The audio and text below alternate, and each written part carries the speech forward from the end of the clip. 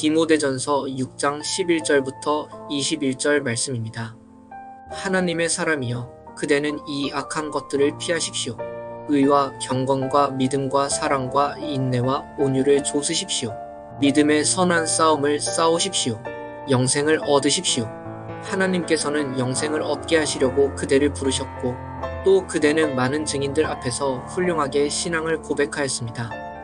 나는 만물에게 생명을 주시는 하나님, 압과 본디오 빌라도에게 훌륭하게 증언하신 그리스도 예수 앞에서 그대에게 명령합니다. 그대는 우리 주 예수 그리스도께서 나타나실 때까지 그 계명을 지켜서 흠도 없고 책망받을 것도 없는 사람이 되십시오. 정한 때가 오면 하나님께서 주님의 나타나심을 보여주실 것입니다. 하나님은 찬양받으실 분이시요, 오직 한 분이신 통치자이시요, 만왕의 왕이시요, 만주의 주이십니다. 오직 그분만이 죽지 않으시고 사람이 가까이 할 수 없는 빛 속에 계시고 사람으로서는 본 일도 없고 또 볼 수도 없는 분이십니다. 그분에게 존귀와 영원한 주권이 있기를 빕니다.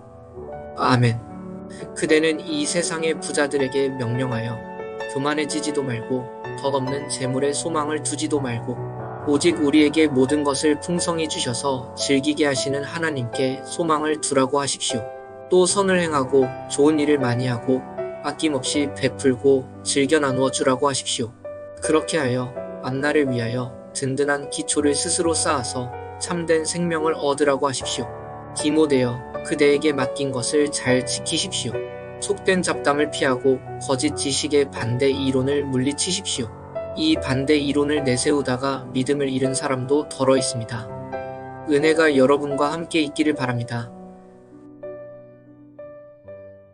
우리가 살아가는 세상은 성공과 성취를 끊임없이 이야기합니다. 자기계발 서적은 도대체 인기가 식을 줄을 몰라요. 돈을 얼마나 벌었는가, 어떤 직업을 가졌는가, 얼마나 영향력 있는 사람인가, 세상의 기준은 아주 명확합니다. 그리고 우리는 때로 그 기준 속에서 기죽기도 하고요. 때로는 무리하게 경쟁하려고도 해요. 그러나 성경은 다른 기준을 제시합니다. 바울은 디모데에게 이렇게 불러요. 하나님의 사람아. 세상이 아닌 하나님이 부르시는 사람. 성공과 부를 따라 살아가는 사람이 아니라 하나님의 부르심을 따라 사는 인생. 오늘 우리는 그런 하나님의 사람답게 사는 길이 무엇인지를 함께 보았으면 좋겠습니다. 11절에서 바울은 이렇게 말합니다. 하나님의 사람이여, 그대는 이 악한 것들을 피하십시오. 의와 경건과 믿음과 사랑과 인내와 온유를 쫓으십시오. 여기서 말하는 이 악한 것들은 앞선 구절에서 언급한 돈을 사랑함, 헛된 욕망을 뜻합니다. 하나님을 떠난 부에 대한, 돈에 대한 집착은 파멸과 멸망으로 인도하게 됩니다. 대신 하나님의 사람은 다른 것을 쫓는 거예요. 무엇을? 의와 경건, 믿음, 사랑, 인내와 온유. 이 6가지는 외적인 성공이 아니라 내면의 성품을 강조합니다. 하나님과의 관계 속에서 자라나는 우리 삶의 색깔을 말하죠. 우리는 눈에 보이는 것을 변화시키고 싶어하고 자랑하고 싶어해요. 그러나 하나님의 사람들이 소유하는 것은 내면의 가치입니다. 보이지는 않지만 사실 보이지 않는 것이 늘 더 중요한 법입니다. 12절에서 바울은 믿음의 선한 싸움을 싸우라고 명령합니다. 신앙은 어쩌면 평안한 안식보다는 싸움과 같아요. 우리도 신앙 안에서 평안을 누리는 시간들이 물론 있죠. 그런데 세상에 나가서 갈등하는 시간도 많지 않습니까? 그러나 이 싸움은 우리가 생명을 얻기 위한 값진 싸움입니다.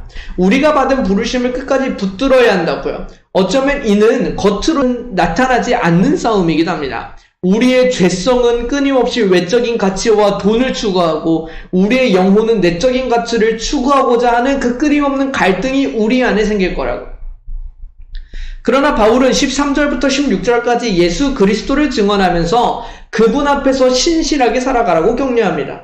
바울은 만물에게 생명을 주시는 하나님과 본디오 빌라도 앞에서 증언하신 예수님 앞에서 명령한다고 말해요. 왜 이런 수식어를 붙였을까? 우리의 생명을 하나님께서 붙들고 계신다고요. 우리의 필요를 하나님께서 채우신다고요. 우리는 더 많은 부를 탐하여 살 필요가 없다는 얘기입니다. 더불어 본디오 빌라도 앞에서 증언하셨던 것처럼 우리도 어떤 삶의 싸움을 살아가든지 간에 예수님을 포기하지는 말아야 합니다. 예수님은 우리 포기하지 않으셨습니다. 바울은 하나님께서 행하신 일을 보고 우리도 끝까지 하나님께 남아있기를 권면하는 것이죠. 17절부터는 부자들에게 주는 권면이 나옵니다. 그러나 이 메시지는 결코 부자에게만 해당되는 것이 아니요 우리 모두에게 해당이 되는 것입니다. 그대는 이 세상의 부자들에게 명령하여 교만해지지도 말고 덧없는 재물에 소망을 두지도 말고 오직 우리에게 모든 것을 풍성히 주셔서 즐기게 하시는 하나님께 소망을 두라고 하십시오. 따라서 하나님께서 우리에게 주신 것은 나누기 위한 것이라는 점을 분명하게 밝혀요. 우리가 살아가는 삶은 뭐예요? 부요함을 쫓지 않고 나눠주기를 기뻐할 수 있는 삶. 전에 봤던 것처럼 속된 잡담과 거짓 진리에 빠지지 않는 삶. 계속해서 믿음 안에서 싸워나가는 삶. 이것이 하나님의 사람이 사는 삶입니다. 바울은 디모데에게 세상의 방식대로 살지 말고 하나님의 사람답게 살라고 명령합니다. 오늘 우리에게도 동일하죠. 우리는 더 이상 세상의 기대를 따라 사는 사람이 아니라 하나님이 부르신 자입니다. 하나님의 사람은 세상이 말하는 성공 대신에 하나님이 원하시는 성품을 추구하는 사람입니다. 믿음을 지키고 사랑을 실천하며 온유와 인내로 살아갑니다. 하나님 나라의 가치를 붙들고 그것이 진짜 복된 삶임을 믿고 따라가는 사람들. 우리가 지금 고민하고 있는 진로, 취업, 인간관계 속에서 가장 중요한 질문은 이것입니다. 이 선택이 하나님의 사람으로서 합당한가? 내가 지금 추구하고 있는 것, 그것이 나를 어디로 끌고 가고 있는가? 인스타 속에 비추는 아름다운 삶, 세상이 말하는 멋진 기준들이 과연 내 믿음에 어떤 영향을 끼치고 있는가? 하나님은 우리에게 매일같이 말씀하십니다. 너 하나님의 사람아. 지금 각자에게 어떤 싸움이 있는지 모르겠지만 하나님은 우리를 하나님의 사람이라고 부르십니다. 하나님의 사람은 완벽한 사람이 아닐 수 있어요. 그저 하나님을 바라보고 그분의 길을 따라 사는 사람이기도 합니다. 바울은 디모데에게 단호하게 말합니다. 오직 너 하나님의 사람아. 세상과는 다른 삶. 그러나 진짜 의미 있는 삶.